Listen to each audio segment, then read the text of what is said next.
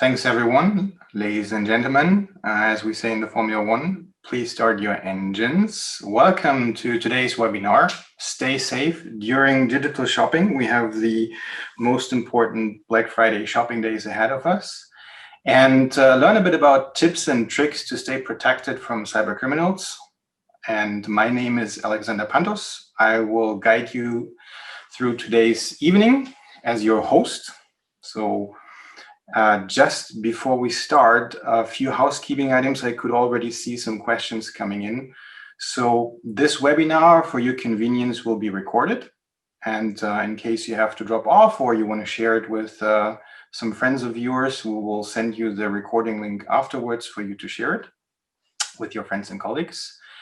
Your microphones, unfortunately, have to be muted. It would be a bit too crowded otherwise, but please continue to answer questions in the Zoom Q&A interface. After the show, we will actually answer those questions or follow up with you directly once you came up with those questions. We have a really interesting lineup of speakers today. In the agenda, first up is my famous colleague, Candid Wüest, our Acronis Vice President for Cyber Protection Research. And he is always on top notch of where new threat trends happening and making sure that we will find protection for those. Previously, he actually worked for more than 16 years as a tech lead for Symantec's Global Security Response Team. He's a widely published author and a media favorite on security topics and a frequent speaker at big-time conferences like RSA and Area 41. He also serves as an advisor to the Swiss federal government on cyber risks. Over to you, Candid. Yes, it is my pleasure to talk about all the exciting things that we see, at least on my end, and unfortunately the bad things that might come your way if we talk about the Black Friday, Cyber Monday, online shopping. And of course, the same applies to seasonal shopping for Christmas or any anniversary gift that might come up. So unfortunately, during those, let's say, specific crazy times at the moment, there is, of course, the need for cyber protection more than ever. You might have seen in the news, because there's nearly no day goes by without any kind of big news revelation around some company that got hacked or some data leak.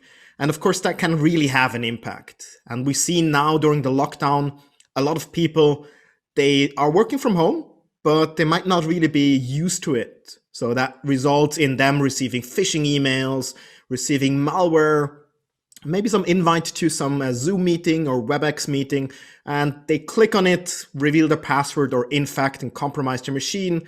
And unfortunately, during digital age, that also means they might lose your password or credit card or anything else that could actually be of value for the attackers. If you look at kind of what are the main attack vectors, then email is still by far the biggest attack vector at the moment, because it just works, right? Everyone is used to receiving emails. They are cheap to send, and the attackers, they can just spray paint everything. So they will send millions of malicious emails every day in the hope that someone will actually open them. And about 70 to 80% of all those malicious emails that are sent at the moment are classical Office document. So it could be an Excel or a Word document with a malicious macro on it. And you see here on the right side, usually that means there's a yellow bar telling you, hey, there's some active content, please enable it. And that's exactly the catch. Because if you do this, you will enable the malicious macro in the background, which can then download further payloads, further malware, and compromise your machine. And yes, of course, they always try some social engineering trick saying, oh, unfortunately, the version you're using is not compatible, but just click here and we automatically fix it for you. So they try to lull you in a false sense of security in order to get you to click on the activation of the virus in the end. We sometimes see that at the moment they're sending it out as a zip file or just an archive with a password. The password might even come in a secondary email, something like, oh, sorry, Candid, I forgot to send you the password. The password is 12345. And the reason behind it is, of course, that automated security tools that just extract all the attachments might not be able to scan it because they missed the password. But you as a human, you're of course smart enough to type in a password and unfortunately then infect and compromise your machine. Sometimes they use a link to a site, could be some cloud storage on Google, Amazon, or Azure. And very often they also use a CAPTCHA. So those are the funny looking characters that you have to prove that you're still human. And of course, if you do that, you will then end up at the phishing website or the download for the Trojan horse. And again, it's to kind of thwart the attempt of automated solutions to go and follow those links and kind of check what's behind those actual websites. And of course, they are misusing the trust of the Amazon cloud, Azure cloud, as many security advisors might have even whitelisted the whole domains because, well, they are using it for their own cloud applications as well. And you might remember, let's say 5 or 10 years ago, many people said, oh, just don't open any email from strangers and you'll be fine. Unfortunately, those days have long gone.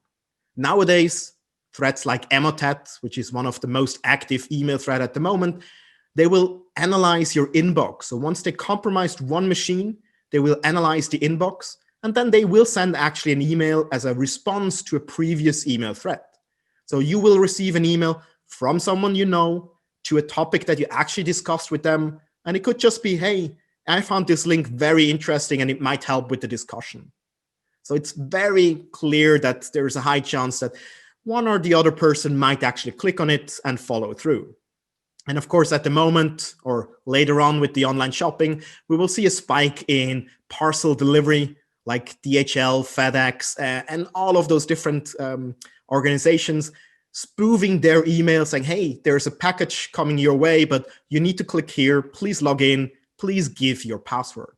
And the second one, of course, yes, it's all about passwords. The attackers, they love to get your password through phishing. So phishing means someone is setting up a fake website that looks authentic, like this Office 365 website here. And then they will send you an email saying, hey, please log in, otherwise your account will be removed because you need to log in every 6 months. Or there has been some strange activity, please verify it by logging in. But of course, if you look closer into the URL bar, you will notice that it's not your own URL, it's not Microsoft.com, but it's actually someone else's domain which got hijacked. And some of those, they even have SSL certificate. So you will see the padlock being green. The whole connection is encrypted. It's just not to Microsoft or to the mail server that you would expect it. It's encrypted to the attacker. So that's not really going to help you either. And even if you think that you have 2FA, two-factor authentication, which are those passwords being sent by text message or by authentication applications on your smartphone, well, even those can actually be broken.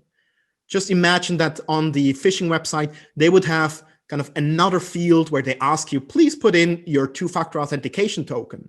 And then they will automatically use it in the background because it's valid for 60 seconds. And that will help them to automatically log in.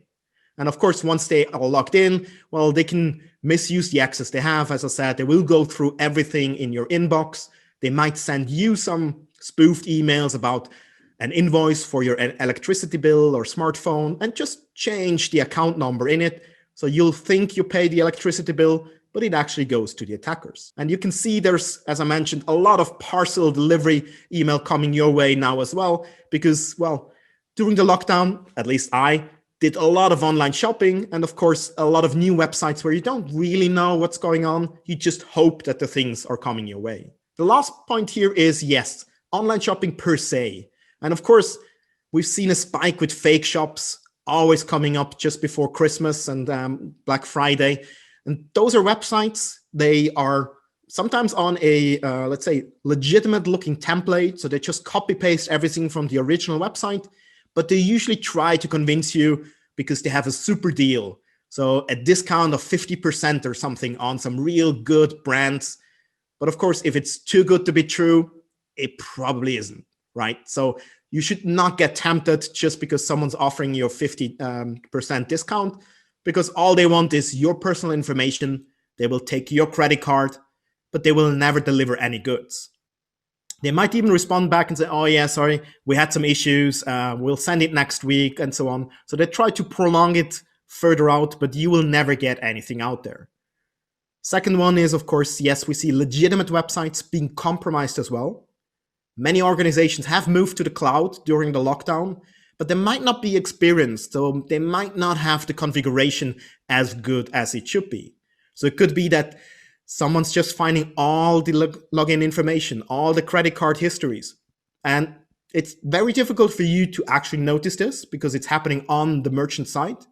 But that's one of the points where you probably should stick to the more known brand, which have been there, established, and should know what they're doing with security. And yes, this information, of course, will be made to money. Because make no mistake about it, the attackers, they want to make profit. And unfortunately, some of them do make a lot of profits. Like some ransomware groups like Ryuk, they made about $3 million per month. So that's a lot of revenue. So there's not really any reason for them to stop, right? Because that's kind of their paycheck as well. So we see on underground forums where complete databases of online shops are usually traded, and you get for a few $100 millions of data records, which can then again be misused to send you personalized phishing emails that actually know your name. They know where you have been shopping. They might even know your credit card as the 4 last digit. And then they say something about, oh, there has been a mistake, please log in again. So all this information in the end leads to profit for the attackers. And they are even kind of sourcing it out at the moment because there's so much data available because it's not protected. And even they have kind of issues following up. So we actually see that they have started with crimeware as a service. So like software as a service, they are renting out their products. And product here means either they're reselling all the stolen information, or as in this case, they're actually reselling access to their ransomware Trojans or information stealing Trojan like password stealers. And you can see here, the business model is a 60-40% split. So you will get a cut of everyone that you infect, which pays the ransom for getting the data back. And they will make sure that they're always updating their newest malware creation. So if it is actually detected by a classical traditional antivirus, they will just generate a new version and send it to all their clients. So it's a very fast moving business opportunity there. And unfortunately it works. So again, it's spreading even further, which means nowadays, according to AV Test, third-party testing institute in Germany, we see around 400,000 new malware samples every day. 400,000 new viruses, Trojan horses every day. So it's a lot of malware there. And yes, unfortunately, targeted ransomware is kind of one of the top ones at the moment.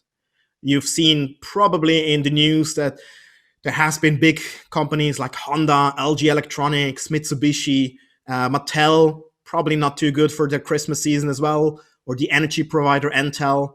So a lot of them have been attacked successfully by ransomware, and some information has been encrypted, some information has been stolen. So if you actually look into it on a daily basis, we've seen that at the beginning of the lockdown, I mean, depends on the region, of course, but for many it was around February, March, we've seen a spike in ransomware attacks because people were new. Not everyone had actually their machine protected, their exposed machines really configured correctly. And then we saw in May again a spike, but then in September it actually spiked even further, and it's still on a quite high level because it is very profitable.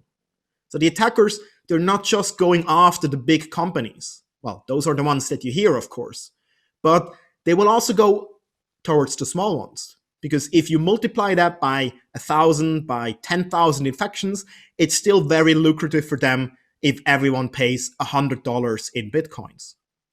And of course, you could say, well, I have a backup, and you hopefully have one, but why would you care about ransomware, right?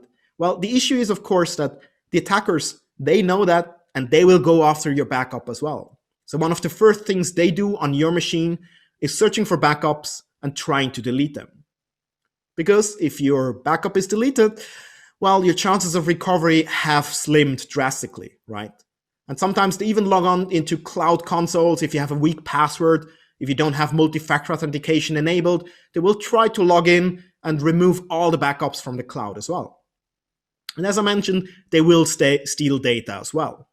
Of course, yes, it's more kind of fun for them if they steal some corporate sensitive financial data, but they will also steal your private pictures. Maybe there's something in there that you don't really want everyone on Instagram to know. So they might have a new leverage in blackmailing you, saying, if you don't pay, we're going to send those very nice, interesting pictures to all your friends and the rest of the internet as well. So that's definitely a proposition that is working at the moment. So you need to be protected against this, which of course means you have the choice, right? Either you will have, well, here it's 60, I think it was 60 minutes. Sometimes it's 48 hours, depends a little bit. Here, the puzzle ransomware, they actually start deleting files every hour, random files, so they will be gone.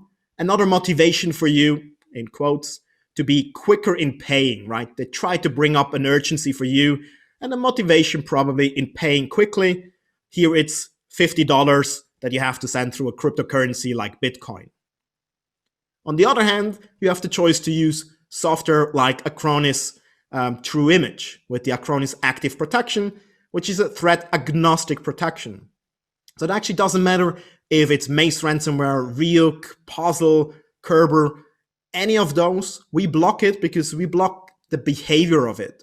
We can see that someone's trying to tamper with your data, and we can block it just there at the moment before it actually does any damage. And even if it does damage by encrypting 1 or 2 files at the beginning, we can automatically restore them from the local cache, from the local backup, without you needing to do anything. Here I just show it that you have the choice, but you can automatically restore it and block it right away. So that definitely is a choice that you should make.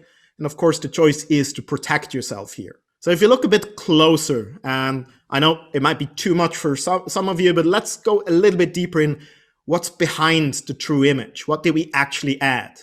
Well, on one end, of course, on the left side, you got the traditional antivirus, traditional AV. And they have an issue because they don't really protect your data. They're there to block malware. But as I mentioned, 400,000 new malware samples every day.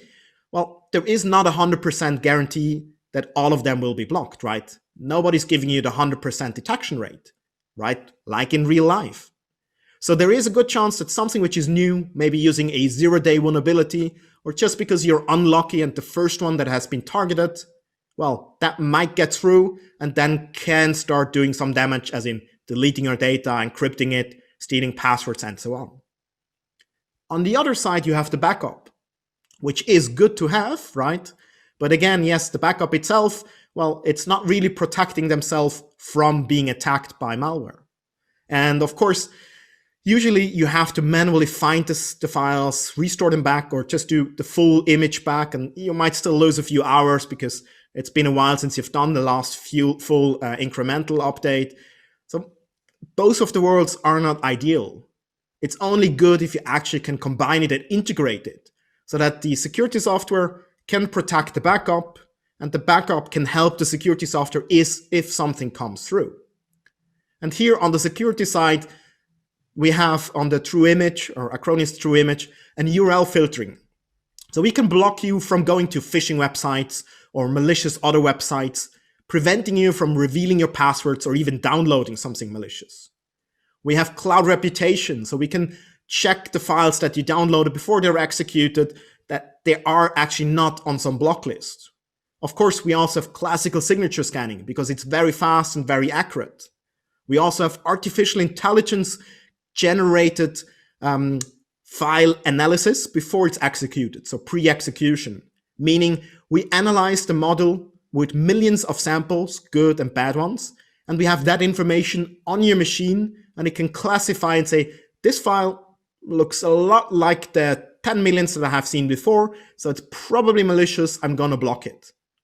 And even if it would go through, we still have behavior-based detection. So we monitor every application on your system, and we can tell, oh, now it's trying to steal your credit card, or now it's actually trying to take some screenshots of your browser, and then we can block it before it can send the data off and revert any changes that it did.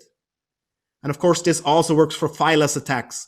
So if it's PowerShell or anything of the newer generations. And very important, of course, we also protect our application. So the backup and the security software are protected so they cannot be shut down by the malware.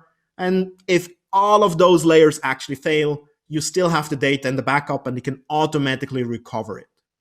So it's all those multi-layers that you need to actually be fully protected. So yes, the new product that we launched is easy, and it has to be easy, right? Nobody really wants to configure multiple consoles, one for backup, one for security. It's all in one, which makes it very efficient and also secure. So we have the same as everyone else, right? We have signatures, we have behavior-based detection, we have artificial intelligence pre-execution, but we have it integrated with backup. So that's the unique point that no one else can offer. And this kind of symbiotic relationship increases the overall security, which brings you the cyber protection that you actually need today. So what should you do? Well, just to summarize it up here, of course, you should protect yourself with strong passwords. Use two-factor authentication wherever possible. Yes, I said they're not foolproof, but they're raising the bar, right? And you want to be as secure as possible. So definitely enable them for your financial, like PayPal accounts, for your email accounts, everything that definitely matters. You can also use a password manager. So you're not going to use the same password on all your sites, because otherwise, if one password gets leaked, the attacker will try it on all the different services and they will find out, oh, you have an Instagram account. Oh, you have a PayPal account as well. And they will misuse those as well. Second, make sure that you update all the systems and software, which means your Macintosh, your Windows system should be updated, but also your browser, your PDF reader, every software that you use, because otherwise they could be misused by the attackers. And of course, yes, you need a good security solution. So a sophisticated solution which can actually do more than just static signature scanning. So look for something which has artificial intelligence inside to combat the flood of new threats coming in. And probably more obvious here, but yes, definitely need to repeat it. Backup is important, and you should protect your backups from getting deleted as well. And last but not least, yes, stay vigilant, right? Stay cyber fit. Think about the threats. Think twice before you enter your password or your credit card somewhere, because it could be a fake website. If we go specific for the online shopping, then yes, maybe stick to the trusted platforms or do some research before to see if someone else already had an issue, and if the website only existed for 1 week, maybe shop somewhere else and get a different kind of present for your family. Don't believe everything you see, right? Just because they say they're trusted doesn't mean they're trusted. So do some due diligent research on other platforms, maybe Trustpilot and so on. Don't believe all the emails that you get, specifically for parcel delivery, specifically if they want to have your password, if they urge you that you have to do something in the next 24 hours or your account will be blocked. Those pressures are usually a good indication of a scam. And I probably would not recommend doing something on Wi-Fi hotspot in the train station or hotels, although I guess at the moment not many people are traveling anyway. But if you would, well, there's a risk of exposing all the traffic. You can reduce it if you use a VPN, a virtual private network, but maybe better stay at home, definitely for Corona at the moment anyway, and shop from there. And last but not least, for some of the shops, it might be better to get an invoice or do credit card and then verify the charges so you can do a cashback or chargeback if something fraudulent has happened. And that was a very brief overview of kind of what happened, what we will expect during the shopping season. And I hope you got 1 or 2 points where to stay vigilant and how to protect your data. And with that, back to you, Alex. Thank you very much, Candid. That was actually really interesting. And it's always good to have you remind us on the new threats that are actually coming up, and particularly those nasty ransomware attacks or someone spoofing URLs. And it's actually good to know that with the Acronis True Image solution, we have protection essentially for the rest of us. Now, I would like to introduce Bill Peters. And Bill Peters has been in the IT industry for over 35 years, and with 25 of those years being actually served in the motorsports industry. And Bill joined Racing Point in 2014, and prior to that was the CIO of the Caterham Group. Some of you might remember the Lotus Racing and Team Lotus of that time. During this time, Bill created an IT infrastructure from the ground up and built an IT team from scratch. Bill also led a number of high-profile sponsor relationships, speaking at numerous events worldwide, you can imagine. And Bill is now Chief of Information Technology at Racing Point, responsible for nearly everything, but specifically delivery of all aspects of IT, and would like to, I guess, win at least one more championship. Over to you, Bill. Thank you, Alex, and thank you, Candid. That was really very interesting. So we're going to start off with a short video, and then I will come back and introduce myself a little bit further and tell you a little bit about what we do in Formula One and how we protect our data. So video, please.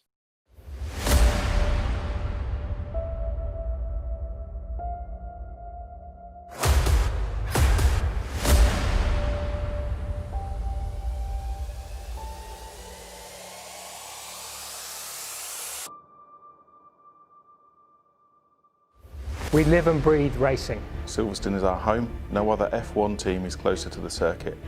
The team has a rich history stretching back 30 years. Since 1991, this team has been punching above its weight. There have been many names above the door, but our racing spirit has never changed. Whether we are called Jordan, Force India, or Racing Point, we are the same team with a passion for racing. And next year, a new era begins. When we become Aston Martin F1 team. The strength of any team comes from the people that make it up, We've stuck together through thick and thin. through good times and bad.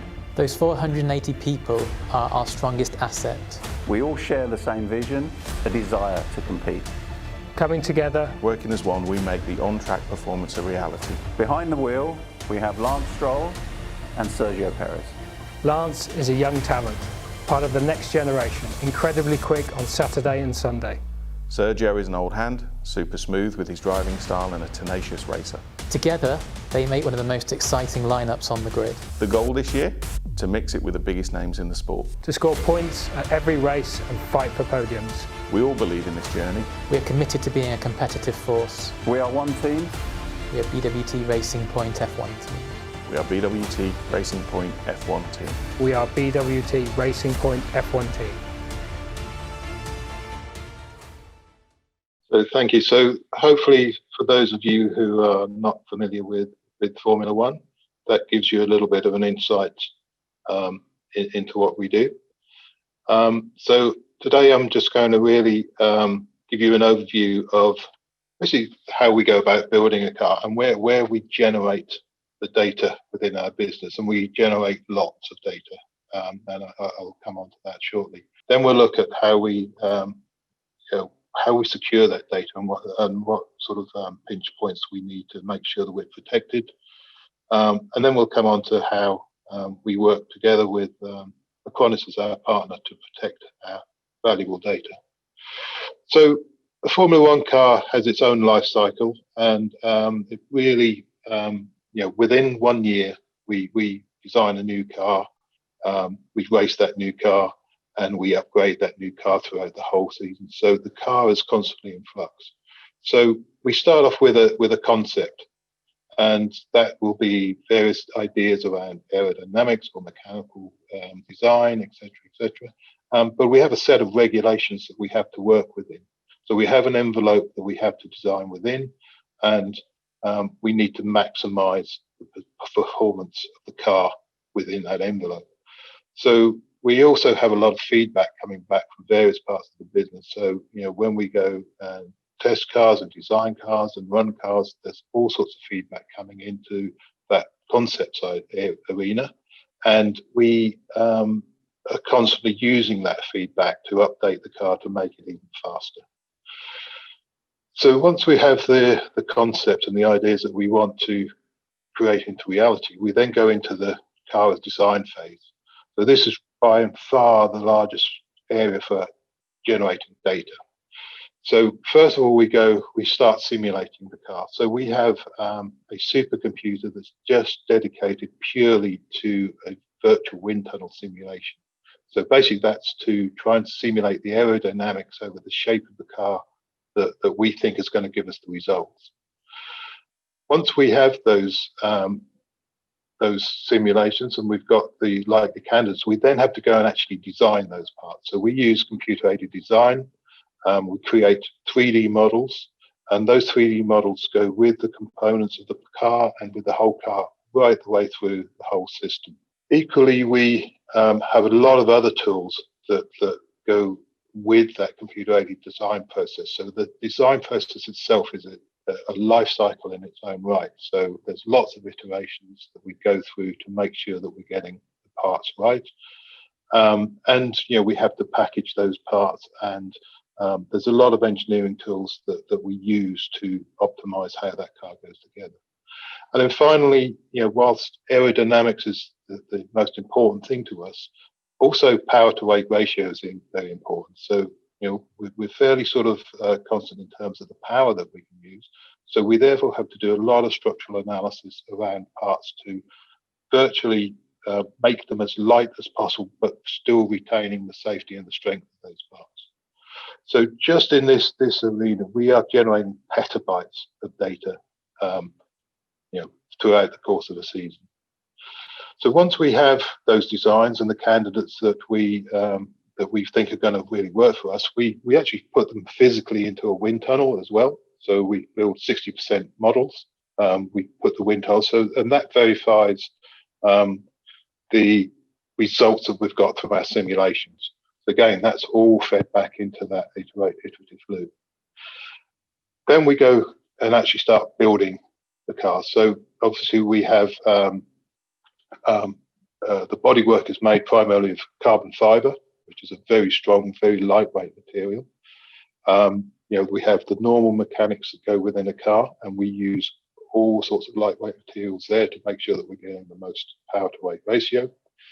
And then we have to drive that through the whole supply chain as well. So some parts we will make ourselves, some parts we will send out for manufacture, and we have to trace those through. So very much like any other engineering business, we need to be able to trace those parts. We need to see where they are. We need to know when they're going to be delivered, because they have to be on the car for a certain point in time.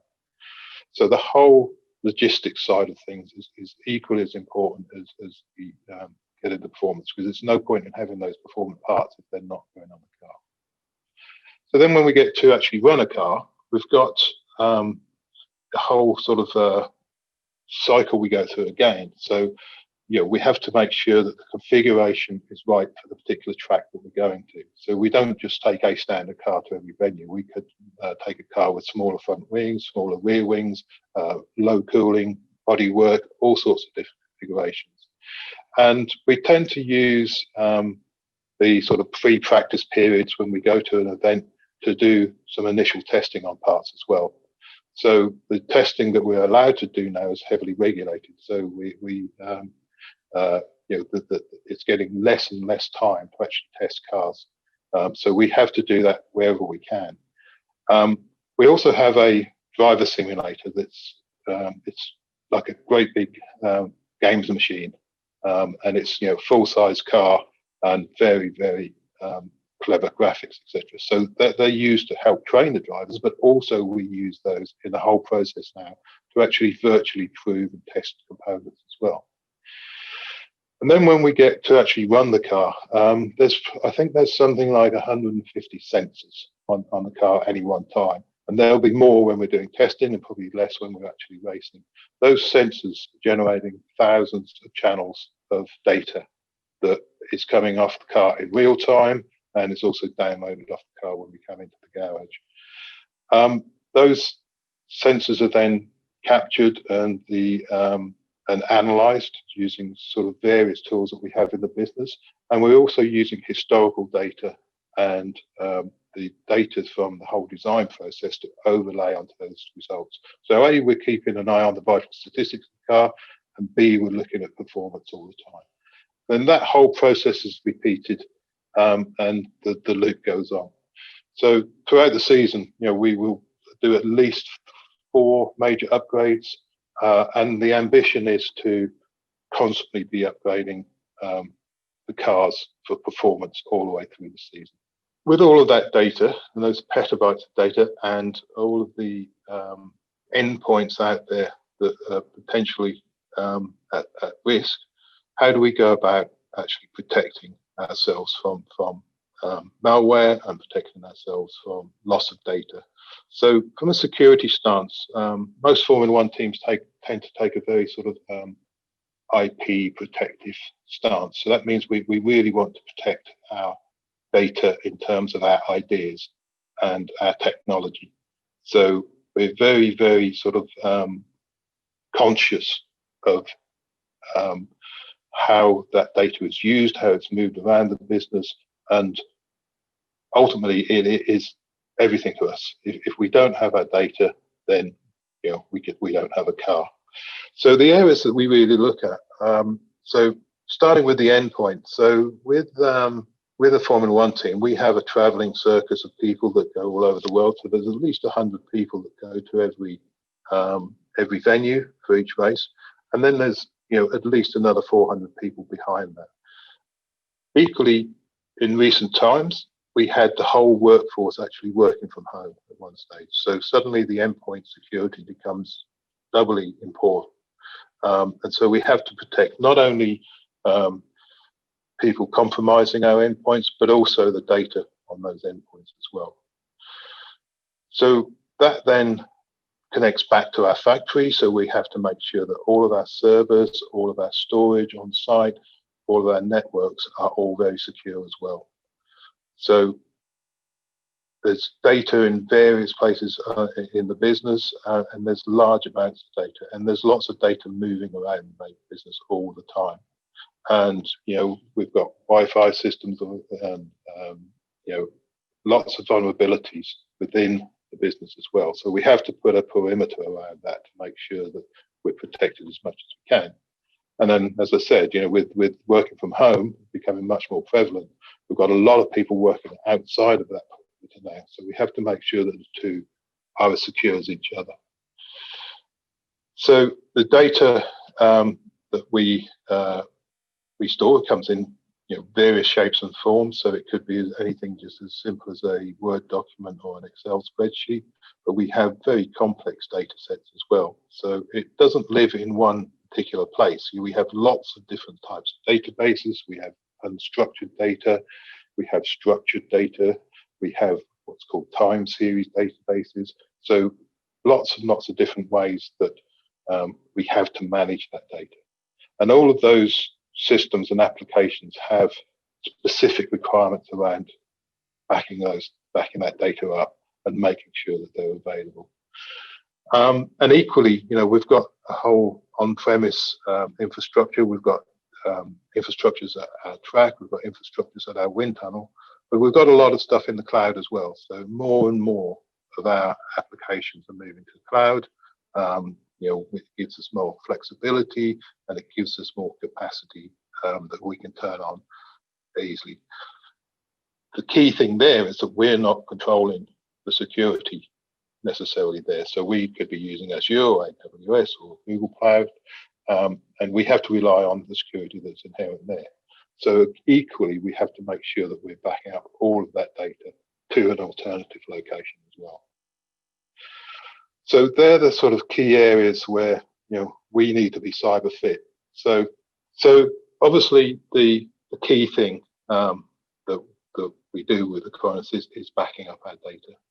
So we, as I said, historically we used to back up data to tape, which had a huge overhead in terms of making sure that we had enough capacity. It was very slow, and if you wanted to restore anything, it took forever. And we were very limited within the capacity we could back up in over a single night. So it's very clunky, and we had to be selective of what we could back up. We now back up everything to the Acronis cloud, and it is absolutely seamless. I've got to say, why we didn't do this years and years and years ago, I don't know, but it's a fantastic tool. So we now have taken all that overhead away, and we're just backing up everything to the Acronis cloud, and that's all sorts of workloads. It's all sorts of data, and even our mobile devices and our endpoints. All of the client side is backed up to cloud. So then we look at disaster recovery. So the next sort of stage is, once we've got those backups, those backups are really our final measure to protect ourselves. If we have an issue where we lose the factory or we lose some cloud services or whatever, we need the availability to be able to restore those services and work somewhere else. So we use Acronis's virtual environment, so we can actually virtually stand up replicas of our infrastructure and our servers, etc., so we can keep the business going in the event of a disaster. And obviously, it's very key that we have very strong protection against unauthorized access to that. But the key thing there as well is that we can recover our business very, very quickly, and we can have very, very recent data to recover too. So that's absolutely vital, both for business, and for personal use as well. Also, we keep lots and lots of data as well. So we want very recent backups of our very recent data, but also we want to take that data off to cheaper storage so that we can archive it, but we still need to be able to get to that data. So long-term storage and the volume of data that we can actually store with Acronis is beyond anything that we could do before with tape backups, etc. And then you come to the whole security piece. So most solutions in this market really they do one or the other, and as Candid alluded to, with Acronis we've got the security built in. So not only are we protecting our endpoints, but also we're protecting that vital data end to end, and that's absolutely critical for us because it's a solution that we can rely on, that we don't have to worry about, and I don't have to have too many sleepless nights about. But B, it's just works really well, and it's just just there, and it works. The other sort of area that is getting more and more prevalent now is with Acronis, especially, they're wrapping a lot of artificial intelligence around the behavioural side of things. So the cleverer the criminals are getting, the more clever our software needs to be. And again, with the Acronis Cloud and cyber protection that we use, not only are we getting that more intelligence so that we can be more protected and predictive there, but we're also getting better insights into our data as well using that AI. So that's really where Acronis helps us as a business. On a personal note, I do use True Image. I tend to use a lot of Apple products at home, so my Mac and all of my iPhones and my iPads, etc., are all backed up using True Image, and it basically gives us that same seamless, secure, one product does everything type protection at home as well as in business. So hopefully that's given you a little bit of an insight into what we do in Formula One and the sort of data that we generate and how we protect that data. So with that, I will hand back to Alex. That was rather interesting to see, and particularly when you talked about the development cycle of the car, and essentially the car being rebuilt every year. It somehow reminded me a bit about the software as well on our side, as we are also in a bit of a yearly challenge to always come up with something better and cooler and faster. But I think the other really important point I can take as a takeaway is that home office situation.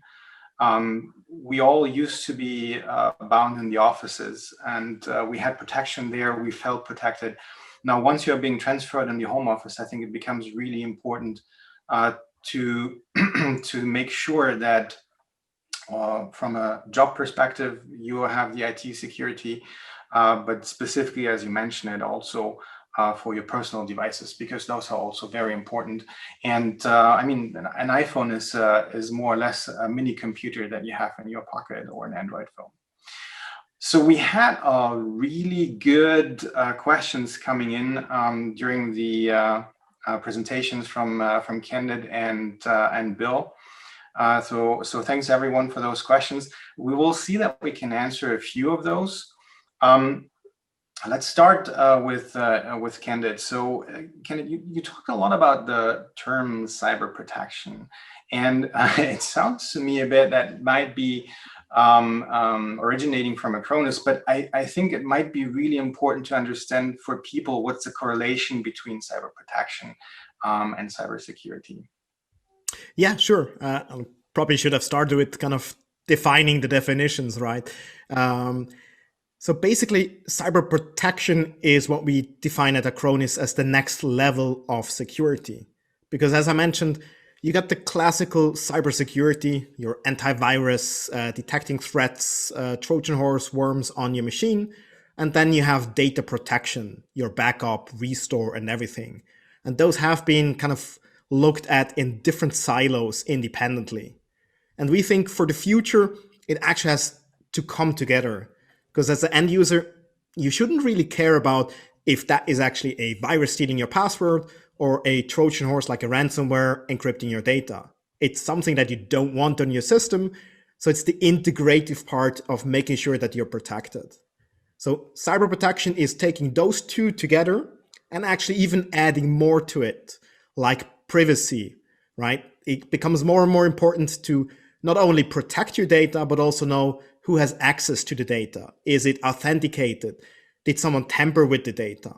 So there's all those different aspects, and we combine those under the umbrella term of cyber protection. And yes, we were one of the first to coin it, but IDC and others are seeing the same move because everyone's living digital now. I mean, we have to face it, right? So we also need to protect it. I totally agree. And I think it's really important to say that we can offer something not only for big businesses, but essentially for Candid or for Alex or for Bill, as you and I are normal human beings and individuals. I think that's also a very important message. So Candid and Bill, the security and data protection market is a bit cluttered with like lots of different solutions. Is there any advices on maybe some personal things that you can give us between like home and work? Certainly from my side, I think, if you can find an end-to-end solution, then great. But find something that does as much as you possibly can in one solution. And True Image is certainly that in terms of home usage, and the cyber protection we have is very much there in terms of the overall solution. So I think that would be my key, is just look for something that does as much for you as possible. Yeah, I agree. I mean, I'm probably biased here, but yes, there are point solutions which are good, but if they're not kind of efficiently integrated, it's not going to make you happy. For me, the analogy is your car, right? You have the airbag, you have the seatbelt, you have ESP brakes and everything, maybe winter tires. Yes, you can buy all those things differently, but probably it comes from the manufacturer because they know that if you have a car accident, and hopefully not in Formula One, that actually your airbag should be correlated with the seatbelt, kind of tighten it up a little bit. So it's that integrated approach which brings you the best security, although we all hope that it never comes to the point where you actually need it. That's actually the most important part, to get that protection from actual things to happen, and then having that extra umbrella of safety if something happens, that you still can restore your data. I think that makes a big of a difference to me. So there was an interesting question where to find actually information. And I think besides the the Acronis page with the different product solutions where you can find information. There's actually another interesting channel that I would like to point out to you, which is our YouTube channel. So you can find a lot of, I like to call them like featurette videos on the product, specifically TrueImage there, but also on the other products, which I would recommend as a first step in a bit of self-education on the topic. And then I think, Candid, that's probably a question in your direction. There was one, I think, very good question.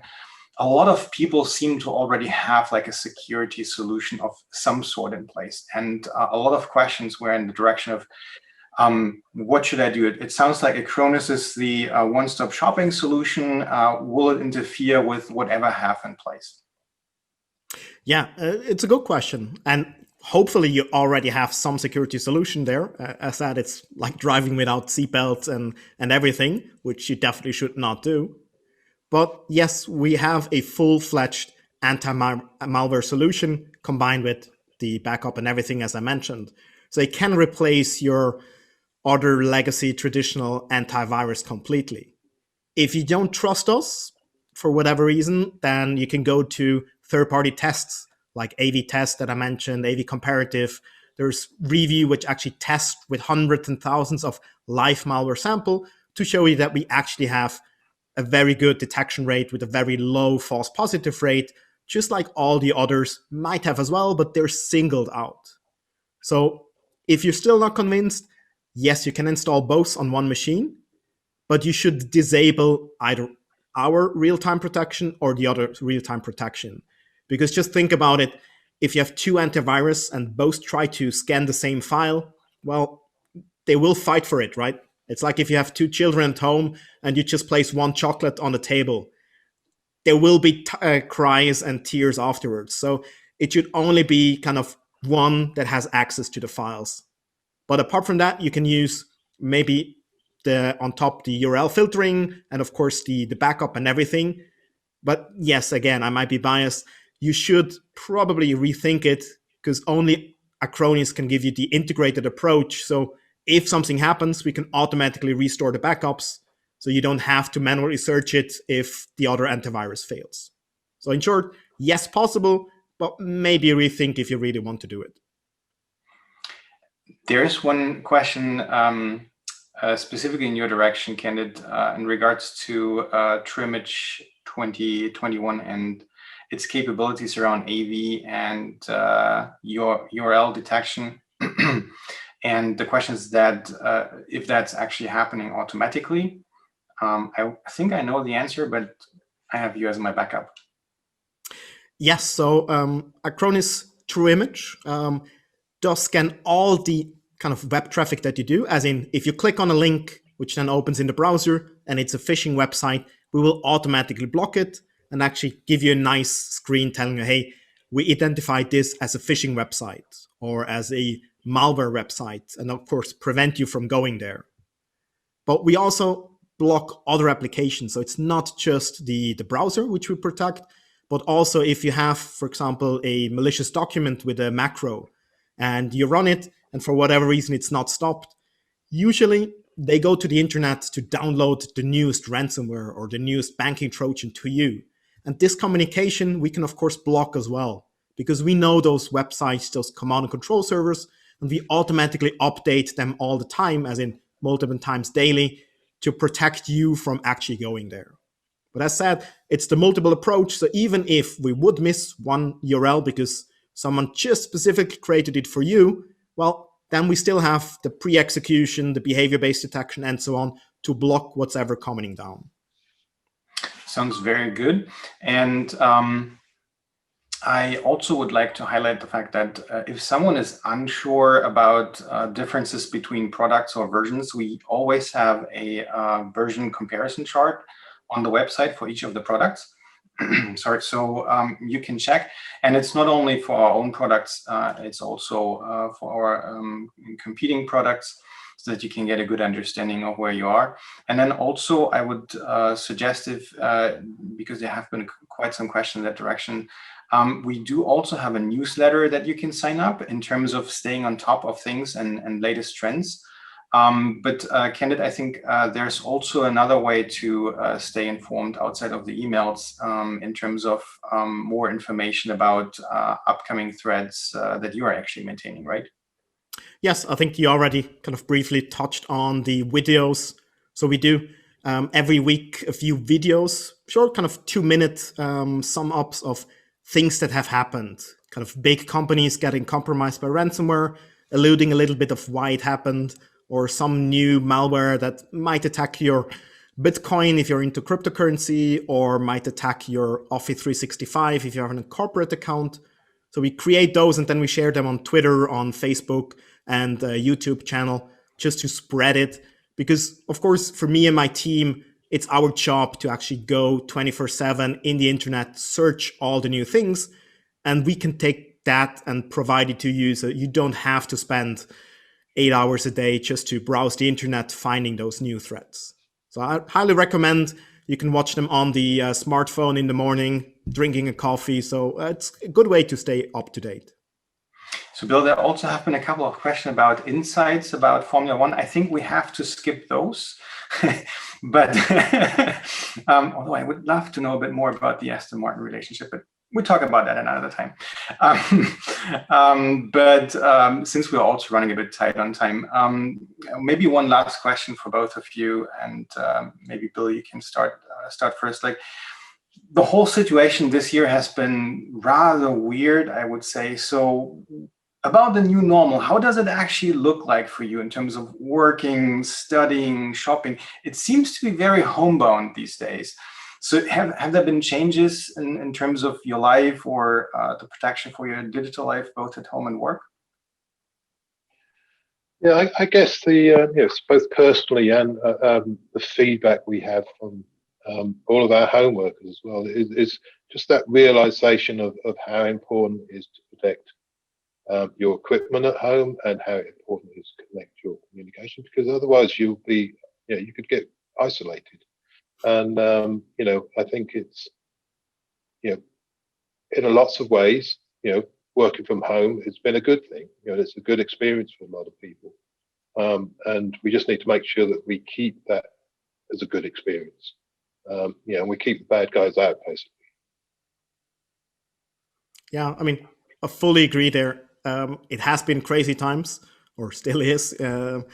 For me, probably I was very fortunate because, I mean, I'm already in a global role before, and Acronis, we're a global company. So for me, I already have been equipped with everything I need to travel and kind of work for everywhere, and probably anywhere in the future. So it didn't change too much. But I'd like to kind of echo what Bill said, that we, of course, also need to think about the human factor, right? People are now at home, so you make sure that you're not losing the touch to them. Make sure that you actually tell them what has changed, the new policies, or why they need to kind of connect with a VPN now, or why they should lock the laptops, and kind of help them. Because we have seen a lot of people, of course, at home, they're now lacking kind of the water cooler effect, right? So they cannot just walk over and say, hey, did you receive that strange email from HR as well? Do I really lose all my vacation days? Do I really need to click there? Now they don't. And honestly, who would really phone up a friend and say, hey, I have an email, should I click it? Most people don't. I mean, you should, but most people don't. So I think that's the thing that's kind of missing a little bit, but we're getting there. So yes, hopefully it will all turn out that we can actually get stronger out of it because of all the changes that we integrated, move to the cloud, and kind of know how dependent we actually are on the IT. I have not much to add for that. I would just say, as a recommendation from something that I have seen personally, it didn't happen to me, but if someone asks you to buy $2,000 in Google Play cards, use the phone option or Skype or messaging. Thank you very much. That's for the questions for today. We're actually over the top of the hour. I only have 2 more items that I would like to highlight. So last but not least, there is a new version of Acronis Trimmage 2021 coming November 24th. And that also marks the start of our Black Friday week. So if you're looking for a complete cyber protection solution, tomorrow is actually your day. and the best time to actually get it with some really, I would almost say, crazy discounts. And for those of you who are unsure or would like to first see it, as I always say, seeing is believing, good to know for you. There's also a full-blown trial version available on the website that you can download and use for 30 days to make sure that what you get is really what you want to have. And then my last slide for today, and it's actually one of the most important ones for us as Acronis, is if you actually want to help. And we have seen and we have heard today how important the learning from home has become. If you want to help to provide students with computer classes and schools so that they can actually learn from anywhere in the world, please take a look at the Acronis Cyber Foundation. And that said, be safe, be well, be secure, and stay cyber fit. Thank you.